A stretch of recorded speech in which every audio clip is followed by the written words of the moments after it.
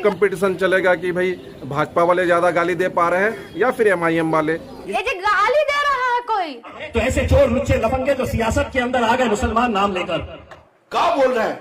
वही नमरूद और फिरौन बन के हमारे सामने नजर आएगा। अभद्रता की पराकाष्ठा है आप। प्रधानमंत्री मोदी की आलोचना पर भी मुझे उतनी गालियां नहीं पड़ी होगी जितना MIM विधायक अख्तरुल ईमान और सरवर आलम को बधाई देने पर पड़ी है। इससे क्या पता चलता है कि क़यादत की असली जो जड़ है वो गालियों पर टिकी है। जैसे भाजपा और RSS के लोग आपको ट्रोल करते हैं, उससे कई गुना बेहतर अंदाज में MIM के ट्रोलर्स ट्रोल कर रहे हैं।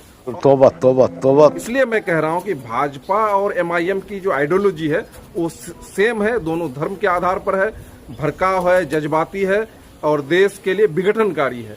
इसमें कोई शक शुबा होनी नहीं चाहिए। नहीं तो अब अगर हम बधाई दे रहे हैं सरवर साहब को, अख्तरुल ईमान साहब को, तो क्या दिक्कत है भाई, वहां पर भी गाली दे रहे हो। इसका मतलब ये जो गालीबाज गैंग को मौजूदा विधायक का भी समर्थन रहा होगा और जो उनके सदर हैं अवैसी साहब, चाहे इम्तियाज जलील साहब हो, इनका भी समर्थन लगातार रहेगा।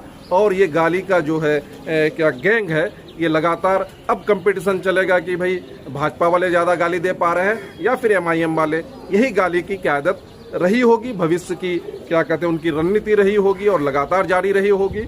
तो मैं आप लोगों की तो कुछ कर नहीं सकता हूँ, लेकिन अल्लाह पाक से दुआ मांगता हूँ कि इन जो क्या कहते हैं कि जो नमरूद बोलने वाले और हरामखोर और इन गालीबाज गैंगों से अल्लाह पाक हमारे सीमांचल की और पूरे देश की हिफाजत फरमाए और दज्जाल के फितने से, दज्जाल के फितने से हम मुसलमानों को बचाए। जय हिंद दोस्तों, मैं गफरान आलम फौजी। जय हिंद, जय भारत, जय भारत, जय भारत।